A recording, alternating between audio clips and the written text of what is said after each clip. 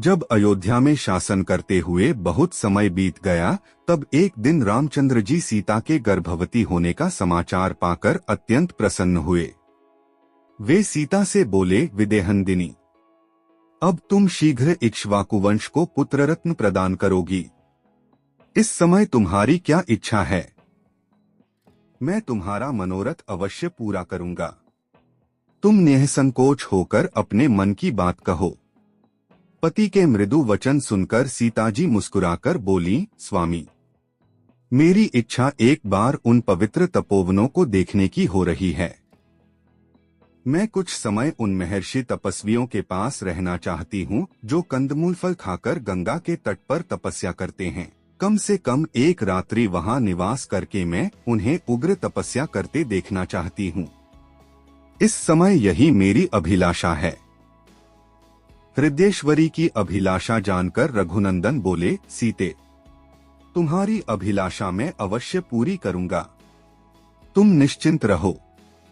कल प्रातःकाल ही मैं तुम्हें गंगा तट वासी ऋषियों के आश्रम की ओर भेजने की व्यवस्था करा दूंगा। सीता को आश्वासन देकर श्री राम राजदरबार में चले गए। राजदरबार से निवृत्त हो वे अपने मित्रों में बैठकर हास्य विनोद की वार्ता करने लगे।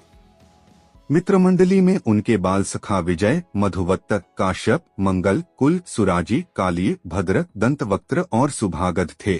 बातों ही बातों में रामचंद्र ने पूछा, भद्र, आजकल नगर में किस बात की चर्चा विशेष रूप से होती है? नगर और जनपद के लोग मेरे, सीता, भरत, लक्ष्मण आदि भाइयों और माता कैकेयी के विषय में क्या क्या बातें करते हैं। प्रायः देखा जाता है कि राजा यदि आचार विचार से हीन हो तो सर्वत्र उसकी निंदा होती है। भद्र ने उत्तर दिया, सौम्य, सर्वत्र आपके विषय में अच्छी ही चर्चा सुनने को मिलती है। दशग्रीव पर जो आपने विजय प्राप्त की है, उसको लेकर सब लोग आपकी खूब प्रशंसा करते हैं और आपकी वीरता के कहानी अपने बच्चों को बड़े उत्साह से सुनाते हैं। रामचंद्र बोले, भद्र, ऐसा नहीं हो सकता कि सब लोग मेरे विषय में सब अच्छी ही बातें कहें। कुछ ऐसी भी बातें हो सकती हैं जो उन्हें अच्छी न लगती हों। संसार में सभी प्रवृत्ति के लोग होते हैं। इसलिए तुमने जो कुछ भी सुना हो निश्चिंत होकर बेखटके कहो। यदि उन्हें मुझ में कोई दोष दिखाई देता होगा तो मैं उसे दूर करने की चेष्टा करूंगा। यह सुनकर भद्र बोला, वे कहते हैं कि श्री राम ने समुद्र पर पुल बांधकर ऐसा दुष्कर कार्य किया है जिसे देवता भी नहीं कर सकते। रावण को मारकर वानरों को भी वश में कर लिया, परंतु एक बात खटकती है। रावण को मारकर उस सीता को घर ले आए जो इतने दिनों तक रावण के पास रही। फिर सीता से घृणा करने के बजाय उन्होंने उसे कैसे अपने पास रख लिया? भला सीता का चरित्र क्या वहां पवित्र रहा होगा? अब प्रजाजन भी ऐसी स्त्रियों को अपने घरों में रखने लगेंगे, क्योंकि जैसा राजा करता है प्रजा भी वैसा ही करती है। इस प्रकार सारे नगर निवासी भिन्न भिन्न प्रकार की बातें करते हैं।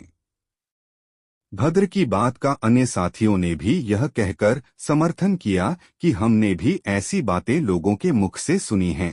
सबकी बात सुनकर राजा राम ने उन्हें विदा किया और इस विषय पर गंभीरता पूर्वक विचार करने लगे। फिर उन्होंने द्वारपाल को आज्ञा देकर अपने तीनों भाइयों को बुलाया। भाइयों ने आकर उन्हें सादर प्रणाम किया और देखा श्री राम बहुत उदास हैं तथा उनके नेत्रों में आंसू डबडबा रहे हैं। श्री राम ने बड़े आदर से अपने भाइयों को अपने पास बिठाकर कहा, बंधुओं, मैंने तुम्हें इसलिए बुलाया है कि मैं तुम्हें उस चर्चा की जानकारी दे दूं जो पूर्ववासियों में मेरे और सीता के विषय में चल रही है। उनमें सीता के चरित्र के विषय में घोर अपवाद फैला हुआ है और मेरे विषय में भी उनके मन में घृणा के भाव हैं। लक्ष्मण, यह तो तुम जानते ही हो कि सीता ने अपने चरित्र की पवित्रता सिद्ध करने के लिए सबके सामने अग्नि में प्रवेश किया था और उस समय स्वयं अग्निदेव ने उन्हें निर्दोष बताया था। इस प्रकार विशुद्ध आचार वाली सीता को स्वयं देवराज इंद्र ने मेरे हाथों में सौंपा था। फिर भी अयोध्या में यह अपवाद फैल रहा है और लोग मेरी निंदा कर रहे हैं। मैं लोक निंदा के भय से अपने प्राणों को और तुम्हें भी त्याग सकता हूँ। फिर सीता का परित्याग करना तो मेरे लिए तनिक भी कठिन नहीं होगा।